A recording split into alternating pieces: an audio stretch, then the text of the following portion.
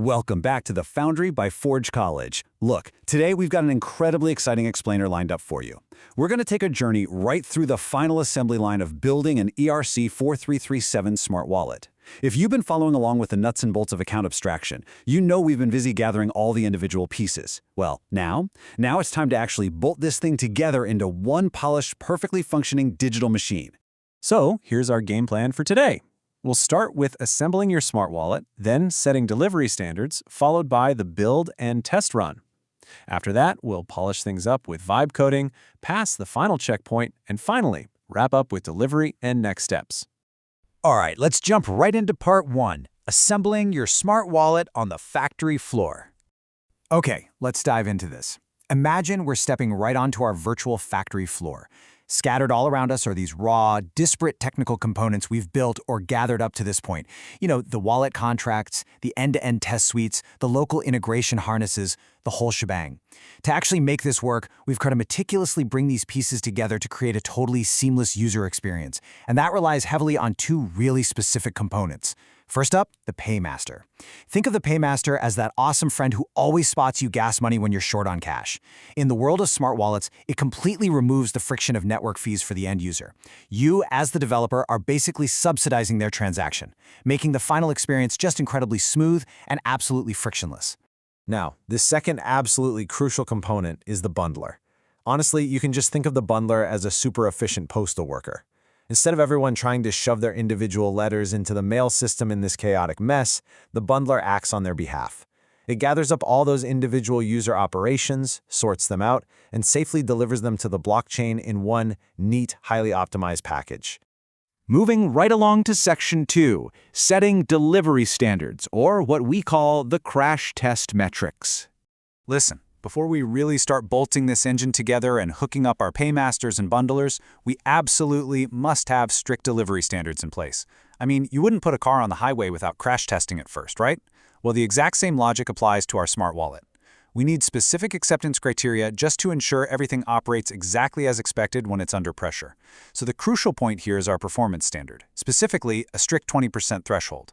The average latency for account creation, which is our primary user flow, must fall within 20% of our highly optimized prototype.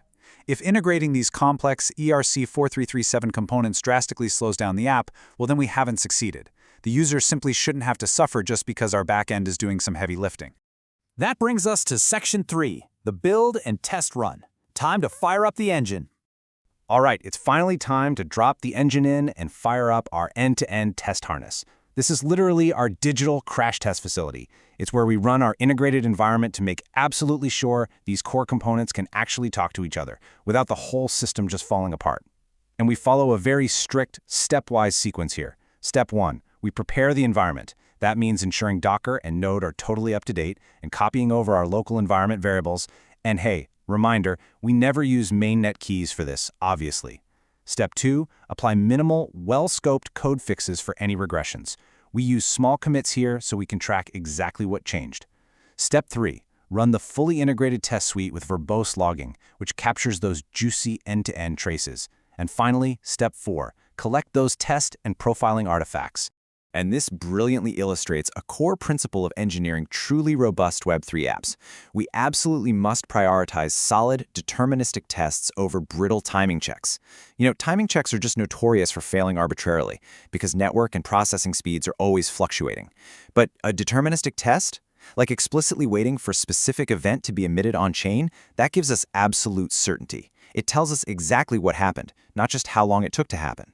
So here we are, the moment of truth. The tests are running, the tension is building. Did the core tests actually pass?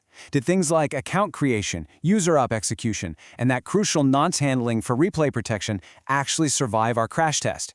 Because if they didn't, well, we're heading right back to the factory floor. But man, when you open that test results file and you see those magic words, all tests passed, wow, let me tell you, it is an incredible dopamine hit. There are no nasty stack traces, you get that perfectly clean zero exit code, and you know for a fact your complex integration actually works beautifully. Your paymaster is spotting the gas, your bundler's delivering the ops, and those core flows are rock solid. Let's move to Section 4 and see how this builds into the polish phase with vibe coding. Time for a fresh coat of paint. So, with the engine humming along perfectly, it's time to apply that fresh coat of paint to our project. This is a genuinely fun, kind of trendy phase where we make sure our code isn't just functional, but it's actually readable, clean, and well documented. Enter vibe coding.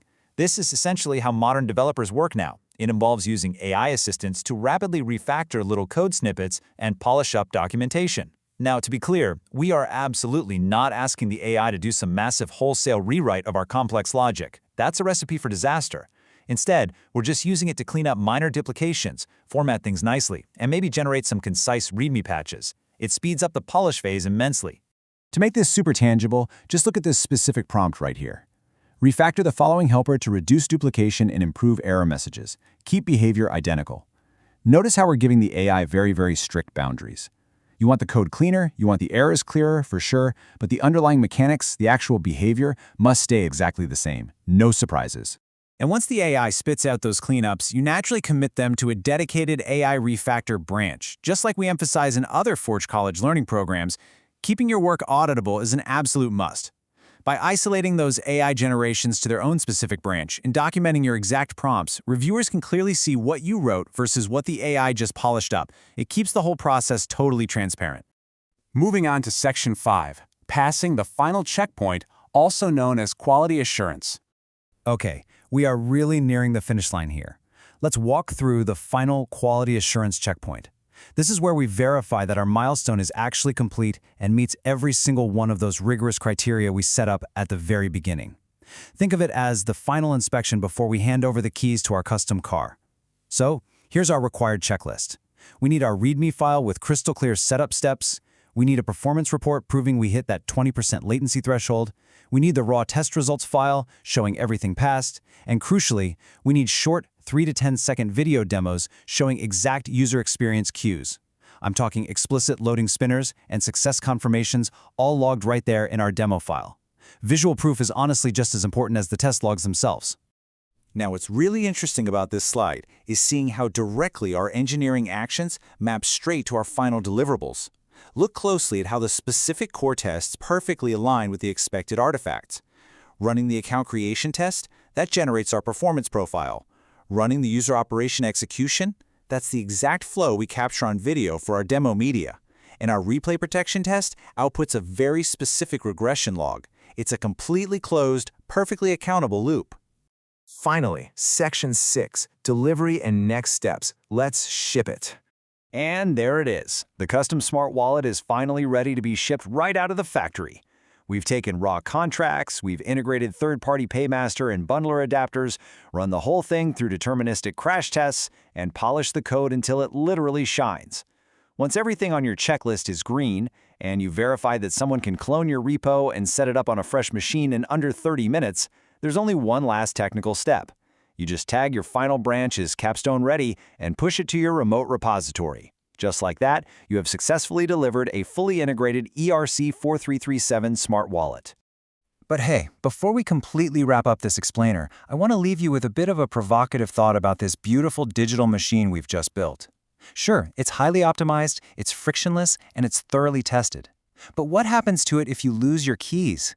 Seriously, all that incredible engineering is locked away forever unless we build in a safety net. And that directly hints at our next big challenge, the social recovery module.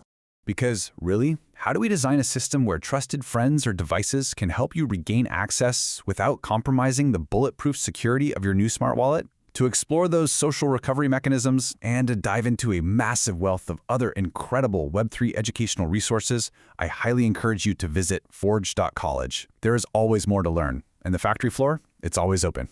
Thanks so much for joining me on this explainer, and happy building.